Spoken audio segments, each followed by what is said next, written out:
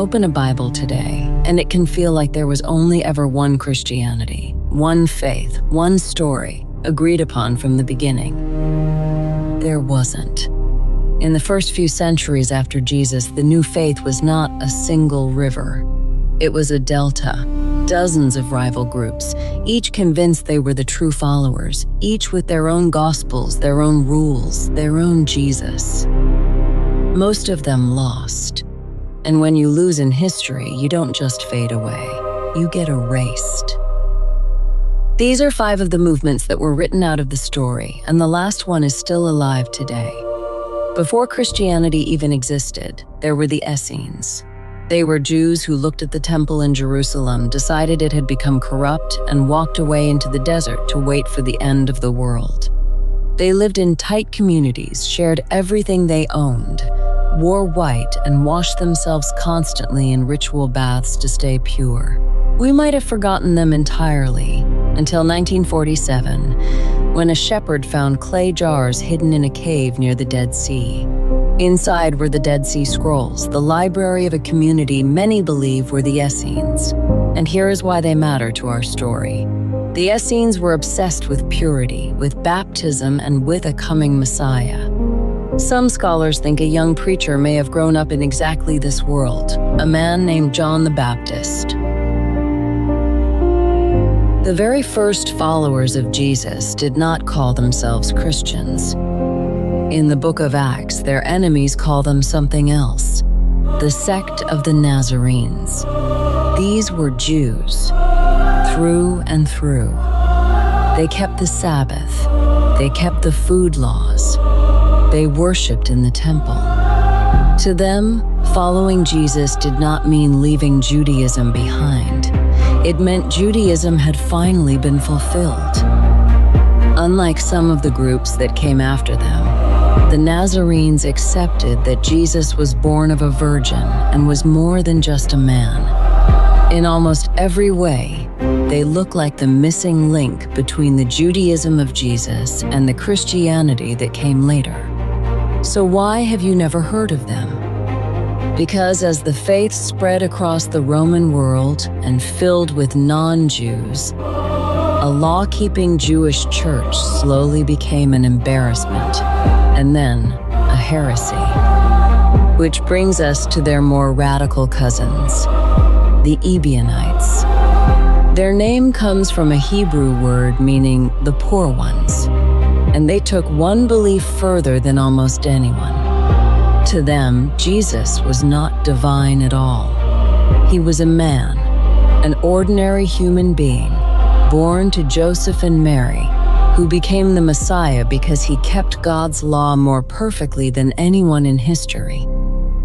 The Ebionites still followed the law of Moses down to the last detail. But their most shocking position was about someone else entirely. They believed the Apostle Paul, the man whose letters make up much of the New Testament, was a traitor, a false apostle who had abandoned the law.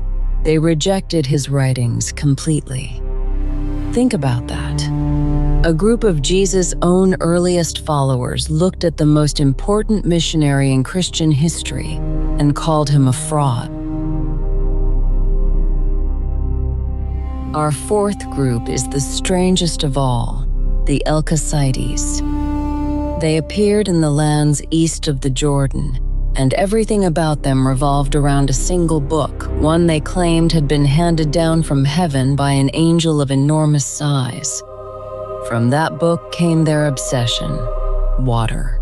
The Elkasaites baptized constantly, not once, as most Christians do, but again and again, to heal sickness, to wash away sin, even a second full baptism to undo the worst transgressions.